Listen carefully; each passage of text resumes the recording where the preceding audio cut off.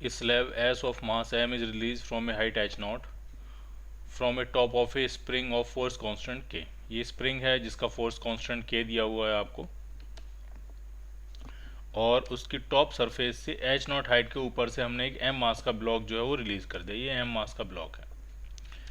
अब क्वेश्चन में पूछ रहे हैं the maximum compression x of the spring is given by the equation. Maximum compression कितना होगा, ठीक है, और वो किस इक्वेशन से बनाया जाएगा, क्या इक्वेशन बनेगी इसकी, वो आपसे पूछ रहे हैं कि मैक्सिमम कंप्रेशन कितना होगा।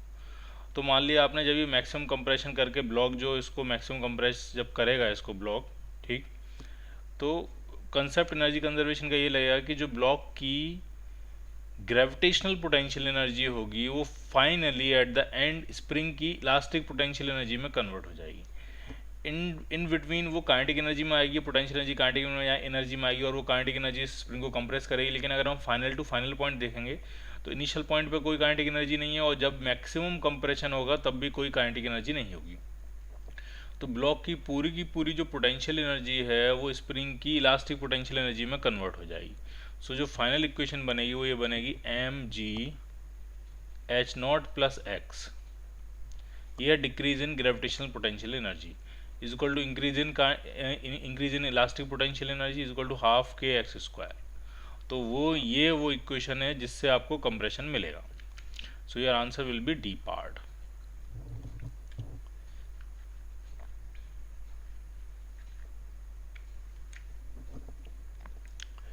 A block of mass m sliding down an incline at constant speed is initially at a height h above the ground. The coefficient of kinetic friction between the mass and the incline is mu। ये inclined plane है, ये h height पे है, friction coefficient mu है, और ये कह रहे हैं if the mass continues to slide down the incline at a constant speed, how much energy is dissipated by the friction by the time the mass reaches the bottom of the incline। इसका मतलब ये है कि incline को हमने initially constant speed से इस incline पे इस ब्लॉक को हमने इनिशियली कांस्टेंट स्पीड से हमने भेजा, और वो स्पीड बढ़ी नहीं रही है ना कम हो रही है, कांस्टेंट स्पीड से जाता जा रहा है। इसका मतलब अगर आप फोर्स बैलेंस देखोगे तो इस पे नीचे लगने वाला एम जी साइन थीटा जो होगा वो काइनेटिक फ्रिक्शन के बराबर होगा, ठीक है। अगर मैं इक्वेशन ये लिखूँ तो ये इक्वेशन ये बनेगी कि एम जी साइन थीटा जो होगा वो किसके बराबर होगा, काइनेटिक फ्रिक्शन के बराबर होगा। काइनेटिक फ्रिक्शन क्या होता है, तो होता है mu m g cos theta. ऐसा इसलिए हुआ है क्योंकि इसकी स्पीड में कोई चेंज नहीं आ रहा, और स्पीड में कोई चेंज नहीं आ रहा इसका मतलब ना कोई एक्सेलरेशन है ना कोई डी एक्सेलरेशन है, इसका मतलब उस पर नेट फोर्स जीरो है। क्लियर, काइनेटिक एनर्जी में कोई चेंज नहीं है, स्पीड में कोई चेंज नहीं है, ठीक। अब ये पूछ रहे हैं कि कितनी एनर्जी डेसिपेट हो जाएगी, तो बस आप मुझे ये बताओ जब भी नीचे जा रहा है तो इसकी पोटेंशियल एनर्जी एम जी एच के बराबर डिक्रीज करेगी। लेकिन वो जो डिक्रीज इन पोटेंशियल एनर्जी हुआ है वो इंक्रीज इन काइनेटिक एनर्जी में तो गया ही नहीं, क्योंकि काइनेटिक एनर्जी उसकी कांस्टेंट है। तो सारा का सारा डिक्रीज इन पोटेंशियल एनर्जी गया कहाँ, तो वो सारा का सारा फ्रिक्शन ने हीट के फॉर्मेट में डेसिपेट कर दिया होगा। तो जो हीट डेसिपेट होगी वो डिक्रीज इन पोटेंशियल एनर्जी के बराबर होगी, क्योंकि काइनेटिक एनर्जी में कोई इंक्रीज नहीं हुआ है। So your answer will be B part, mgh।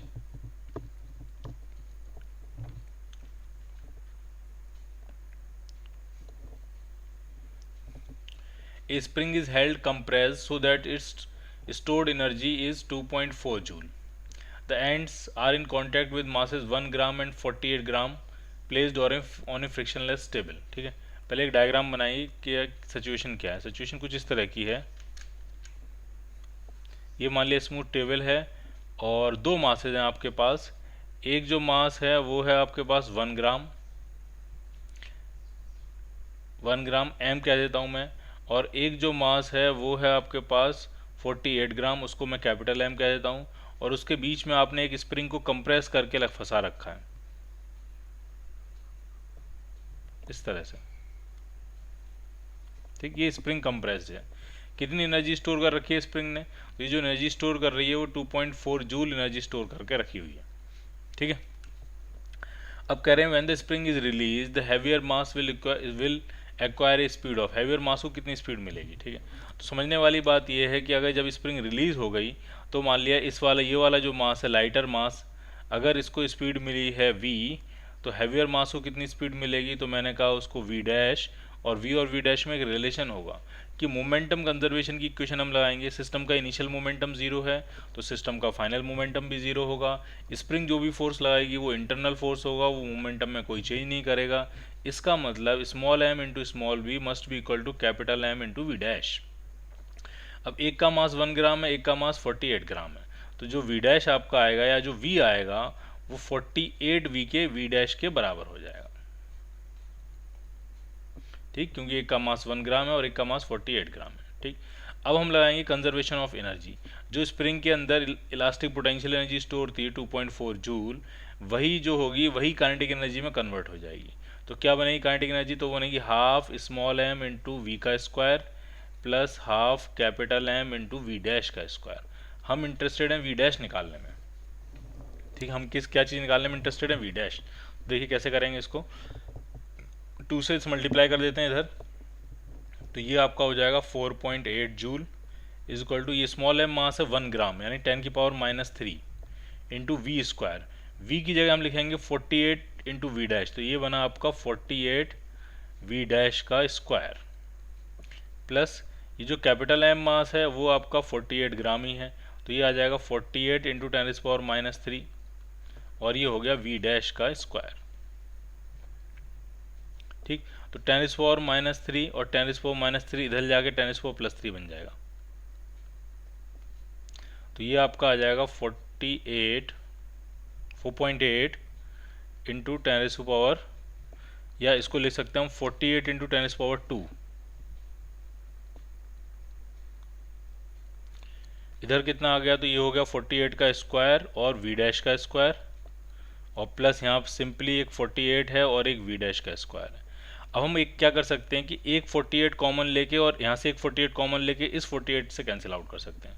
उसका फ़ायदा हमको ये मिलेगा कि यहाँ बचेगा 10 की पावर 2 और ये होगा 48 वी डैश का स्क्वायर और ये 1 वी डैश का स्क्वायर, तो ये 49 वी डैश का स्क्वायर हो गया। तो यहाँ से जो वी डैश आपका आया वो आपका आ गया 10/7 मीटर पर second.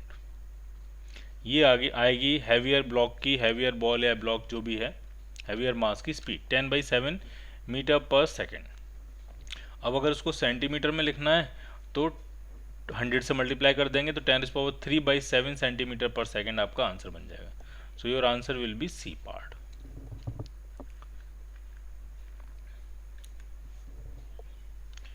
A truck with a mass small m has a brake failure while going down an icy slope road of constant downward slope at slope angle alpha। ठीक है, ये icy रोड है यानी स्मूथ रोड है और उसका brake fail हो गया है, ये एंगल अल्फा है। ठीक, initially the truck is moving down hill at a speed v0। Initial speed उसकी कितनी थी? v0 थी। और कितना नीचे गया? l। एंगल कितना है? ये अल्फा। ठीक, उसके बाद क्या हुआ? After going downhill a distance L with negligible friction, the truck driver steers the runway vehicle onto a runway truck ramp of constant upward slope of angle beta। उसके बाद जब ये डाउनवर्ड आ गया स्मूथ सरफेस पे, उसके बाद ये एक ट्रक रैम्प था, उसके ऊपर उसने ट्रक को चढ़ा दिया। ठीक है, जिसका अपवर्ड एंगल जो था वो कितना दिया था आपको? बीटा दिया था। The truck ramp has a soft sand surface for which the coefficient of rolling friction is μ2। ठीक है, सॉफ्ट सैंड सरफेस है वहाँ पे और रोलिंग फ्रिक्शन का आपको कोफिशिएंट, फ्रिक्शन कोफिशिएंट दिया है। What is the distance that the truck moves up the ramp before coming to rest. रुकने से पहले कितनी डिस्टेंस वो ट्रैवल करेगा। ठीक है, और रगड़ता हुआ जाएगा क्योंकि सैंड सरफेस है और सैंड में टायर धंस जाएंगे और वो रगड़ता हुआ जाएगा और फ्रिक्शन हमें यूज़ करना है। ठीक है, तो बिल्कुल भी मुश्किल नहीं है, बहुत ही आसान है। सबसे पहले हम ये देखेंगे इसके पास यहाँ काइनेटिक एनर्जी कितनी होगी, यहाँ पे काइनेटिक एनर्जी कितनी होगी। तो अगर इसका मास स्मॉल m है, अगर इसका मास मैं मान ले रहा हूँ स्मॉल m है अगर मास, तो उसके पास जो काइनेटिक एनर्जी होगी फाइनल, तो वो होगी initial kinetic energy ½ m v0 square plus जो डिक्रीज इन पोटेंशियल एनर्जी और हुआ होगा वो भी काइनेटिक एनर्जी में कन्वर्ट हो जाएगा। और अगर ये अल्फा है, ये l है, तो ये होगा l साइन अल्फा, तो plus decrease in potential energy and that is equal to mg l sine alpha. इतनी होगी उसके पास फाइनल एनर्जी रैंप पे चढ़ने से पहले। ठीक, अब ये जो फाइनल एनर्जी है जब ये रैंप में चढ़ेगा इस तरह से, ट्रक जो रैंप में ऊपर चढ़ेगा, तो ये ग्रेविटेशनल पोटेंशियल एनर्जी में भी कन्वर्ट होगी और फ्रिक्शन के अगेंस्ट वर्क डन में भी ये खर्च हो जाएगी। मान लिया ये डिस्टेंस एल डैश ट्रेवल करी उसने, तो जरा देखिए ये किसके बराबर होने वाली है, ये एंगल कितना है बीटा। तो यही जो एनर्जी है वो आपकी होनी चाहिए, या अगर इसने एल डैश डिस्टेंस ट्रेवल करी है, m g l dash sine beta, ये तो होगी ग्रेविटेशनल पोटेंशियल एनर्जी का इंक्रीज, प्लस फ्रिक्शन ने कितनी एनर्जी खाली होगी, फ्रिक्शन ने कितनी एनर्जी खाली होगी, वो भी तो खर्च होगी, तो वो होगी आपकी mu m g cos beta into l dash. ये दो जगह एनर्जी खर्च होगी, एक तो एनर्जी, ये पूरी एनर्जी किस में जाएगी, कुछ तो जाएगी आपकी ग्रेविटेशनल पोटेंशियल एनर्जी के राइज में, और कुछ कौन खा लेगा, फ्रिक्शन। दोनों ने जो कंज्यूम करी होगी एनर्जी वो टोटल एनर्जी के बराबर हो जाएगी। ठीक, अब जरा देखते हैं क्या आंसर आने वाला है। यहाँ से ये एम एम एम और एम क्या हो जाएगा, कैंसिल आउट। तो अगर मुझे एल डैश निकालना है तो एल डैश आपका आएगा V naught square by 2 plus G L sine alpha upon, यहाँ से आ जाएगा G times sine beta plus mu cos beta. ठीक, इतनी लेंथ जो है वो उस दूसरे ट्रक रैम्प पे वो चला जाएगा। तो देखते हैं क्या आंसर मैच कर रहा है आपका।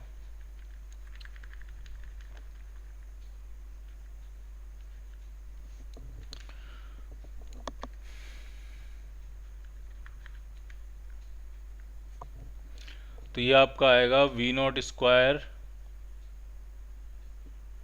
बाई 2g, जी से डिवाइड भी कर दिया उन्होंने पूरी इक्वेशन को ऊपर नीचे जी से डिवाइड कर दिया। तो मुझे ऐसा लगता है जब आप जी से डिवाइड करोगे तो आपका आंसर ए पार्ट मैच कर जाएगा। ठीक,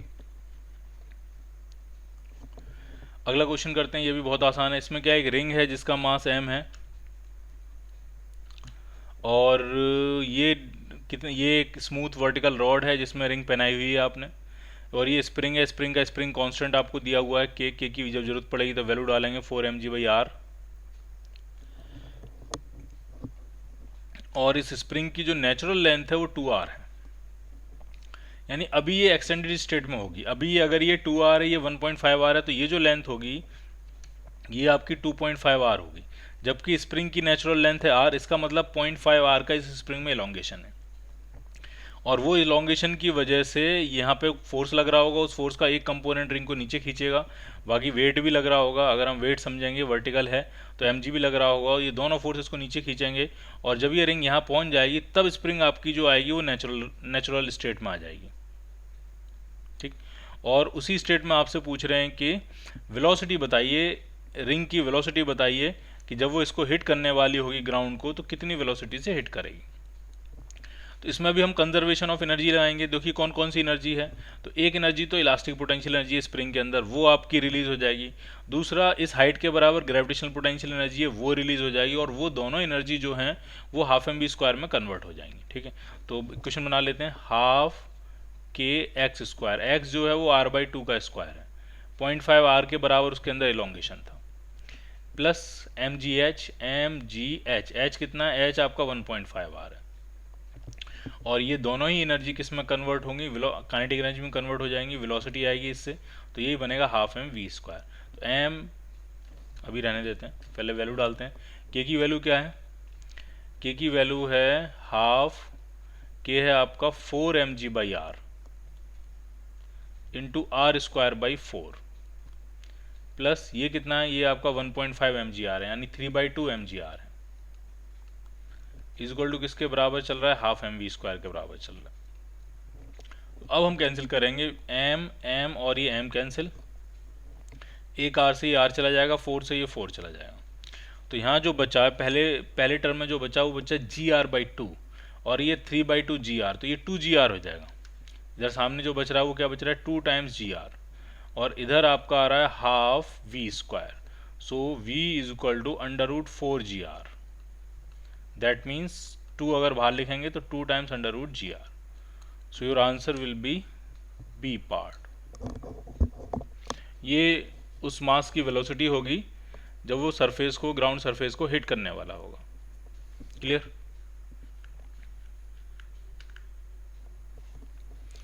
अगला क्वेश्चन देखते हैं क्या कह रहे हैं वो। ए 1 kg mass is projected down A rough circular track, ये रफ सर्कुलर ट्रैक है, ठीक है, और 1 kg मास को हम ऐसे प्रोजेक्ट कर रहे हैं यहाँ से, और ये सर्कल पे इस तरह से घूमता हुआ नीचे आएगा, ठीक। वर्टिकल प्लेन में हमने ये सर्कुलर ट्रैक रखा हुआ है। Speed of the point, speed of the mass at point A, ये ए पॉइंट रहा होगा यहाँ पे, ये है यहाँ पे ए पॉइंट, ठीक।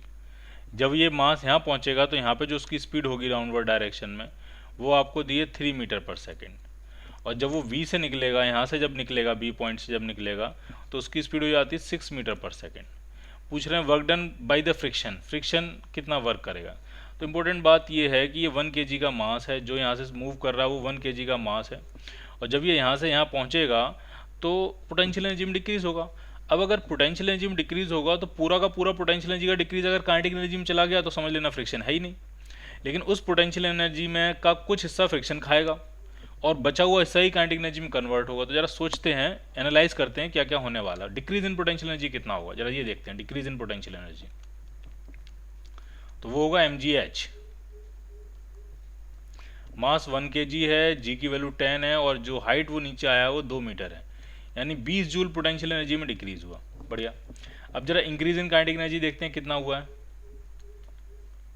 काइनेटिक इंक्रीज में काइनेटिक एनर्जी में कितना इंक्रीमेंट हुआ है, तो वो जाएगा हाफ m इंटू 6 का square minus half m into 3 का square. Final kinetic energy minus initial.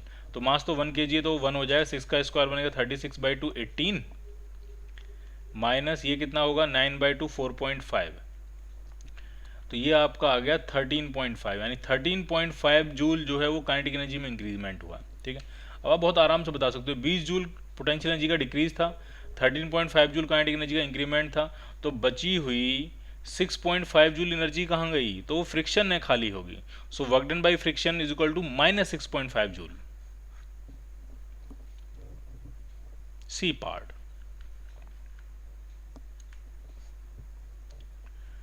Concrete blocks of mass Ma and Mb are balanced on two identical vertical springs, ठीक है। कंक्रीट ब्लॉक्स हैं M1 और M2, उनको M1 Ma और Mb हैं, उनको identical vertical spring में बैलेंस किया हुआ है, ठीक है। और मास के बीच में रिलेशन दिया है कि Ma जो मास है वो Mb का डबल है। The gravitational potential energy of each system is zero at the equilibrium position, जो इक्विलिब्रियम पोजीशन आई होगी उसी को हमने ग्रेविटेशनल पोटेंशियल एनर्जी जीरो वाली स्टेट मान लिया। Which statement is true about the total mechanical energy of the system when the blocks are balanced on the springs? जरा समझते हैं। मतलब ग्रेविटेशनल पोटेंशियल एनर्जी आपको कंसिडर नहीं करनी है, सीधी बात यह है, क्योंकि जिस स्टेट में वो हैंग कर रहे हैं उसी स्टेट में आपने ग्रेविटेशनल पोटेंशियल एनर्जी को क्या मान लिया, जीरो मान लिया। रेफरेंस है, आप कहीं भी मान सकते हो, कोई दिक्कत नहीं है। अब हमें कंपेयर करना, कंपेरिजन क्या वो समझिए। ये आइडेंटिकल स्प्रिंग थी, इसका भी स्प्रिंग कांस्टेंट के, इसका भी स्प्रिंग कांस्टेंट के, लेकिन जो Ma है उसका वेट डबल है तो उसने स्प्रिंग को ज़्यादा खींचा होगा। ये मान लिया नॉर्मल नेचुरल लेंथ है स्प्रिंग की, और Mb जो है उसका वेट कम है तो उसने कम खींचा होगा। Mb को अगर मैं m कहूँगा तो Ma आपका 2m के बराबर हो जाएगा, तो ये आपका होगा Mg का वेट, तो इसने x खींचा होगा। ये होगा 2mg का वेट, तो इसने 2x खींचा होगा। तो सीधी और साफ बात यह है कि जो वेट डबल है वो डबल इलोंगेशन लेके आएगा स्प्रिंग में। ग्रेविटेशनल पोटेंशियल एनर्जी काउंट करनी नहीं है आपने, तो सिर्फ इलास्टिक पोटेंशियल एनर्जी काउंट करनी है। तो इलास्टिक पोटेंशियल एनर्जी का फॉर्मूला होता है हाफ k इंटू इलोंगेशन का स्क्वायर, और अगर ए वाले केस में इलोंगेशन डबल हुआ है तो उस केस में जो एनर्जी स्टोर होगी वो 4 गुना होगी। ए स्टेट में जो एनर्जी स्टोर होगी वो बी वाली से 4 गुना होगी, क्योंकि वहाँ पे इलोंगेशन डबल है। So your answer will be C part.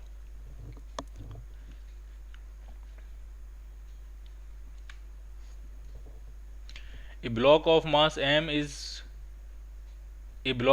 capital M in the figure is released from rest when the extension in the spring is x0। जब ये x0 एक्सटेंशन था तब हमने इसको क्या किया, इसको हमने रेस्ट से रिलीज कर दिया, ठीक है। और मैक्सिमम डाउनवर्ड डिस्प्लेसमेंट पूछ रहे हैं,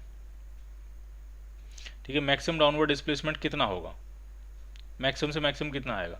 तो मान लिया मैक्सिमम डाउनवर्ड डिस्प्लेसमेंट हुआ इसका x, और ये एक मोमेंट के लिए रेस्ट में आएगा और वापस से रिबाउंड कर देगा, ठीक। तो हम इस स्टेट से इस स्टेट तक जो है वो वर्क एनर्जी थ्योरम लगा रहे हैं, ठीक है। कंसेप्ट क्या होता है, या फिर आप डायरेक्ट एनर्जी कंजर्वेशन भी लगा सकते हो, क्योंकि यहाँ से रेस्ट से रिलीज किया है और जब ये मैक्सिमम इलोंगेशन एक्स हुआ है तो भी एक मोमेंट के लिए रेस्ट में आएगा, उसके बाद रिबाउंड करेगा, वापस जाएगा और इस तरह से ऑसिलेट करता रहेगा ये अपनी मीन पोजीशन के अबाउट। लेकिन अगर हम यहाँ से यहाँ एनर्जी कंजर्वेशन लगाएं तो इसकी जो डिक्रीज इन पोटेंशियल एनर्जी हुआ होगा भाई स्प्रिंग की increase in elastic potential energy हुआ होगा, क्योंकि काइनेटिक एनर्जी का इसमें कोई रोल नहीं है, क्योंकि ए स्टेट में भी काइनेटिक एनर्जी जीरो है और जब ये अपने मैक्सिमम इलोंगेशन पे होगा तब भी एक मोमेंट के लिए रेस्ट में होगा, तो उस मोमेंट पे भी उसकी काइनेटिक एनर्जी क्या होगी, जीरो होगी। ठीक है, तो हम लगा रहे हैं energy conservation, decrease in gravitational potential energy and that is equal to mgx is equal to increase in elastic potential energy. अब आप समझिए फाइनल स्टेट में इसका जो इलोंगेशन होगा स्प्रिंग का इलोंगेशन तो वो होगा x प्लस एक्स नॉट, और इनिशियल स्टेट में इलोंगेशन कितना था x नॉट। तो increase in elastic potential energy जब आप लिखोगे तो आप लिखोगे हाफ के x प्लस एक्स नॉट का square minus half K x not का स्क्वायर, ये आएगा increase in elastic potential energy, और ये क्या है, decrease in gravitational potential energy. ठीक, और हमको निकालना ही क्या है, हमको तो x निकालना है। ठीक, तो जरा सॉल्व करने की कोशिश करते हैं क्या आने वाला है। 2 से इधर मल्टीप्लाई कर लेते हैं तो ये 2 हाफ खत्म हो जाएगा और ये k भी इधर ले आते हैं, ये सब इधर ले आते हैं, तो यहाँ आपका आ जाएगा 2 आ जाएगा एक तो, और नीचे k आ जाएगा। ठीक, तो ये आपका है 2mg/k इंटू एक्स, इधर क्या आने वाला है, इधर x प्लस एक्स नॉट का स्क्वायर माइनस एक्स नॉट का स्क्वायर, तो एक्स स्क्वायर एक्सपेंड कर दे रहे हैं हम। ठीक है, तो ये आपका आएगा x square plus x not square plus 2x x not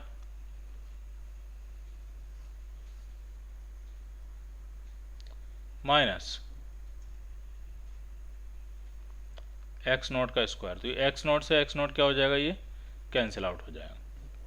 हमें तो x चाहिए, तो अब क्या कर सकते हैं कि एक x कॉमन लेके इस x से ये x कैंसिल आउट कर सकते हैं, तो ट्वाइस mg/k जो आ रहा है वो आपका आएगा x plus 2x not, so your x will be twice mg/k minus twice x not. तो अगर 2 कॉमन ले लेंगे तो ये आपका आ जाएगा mg/k minus x not, so your answer will B A part।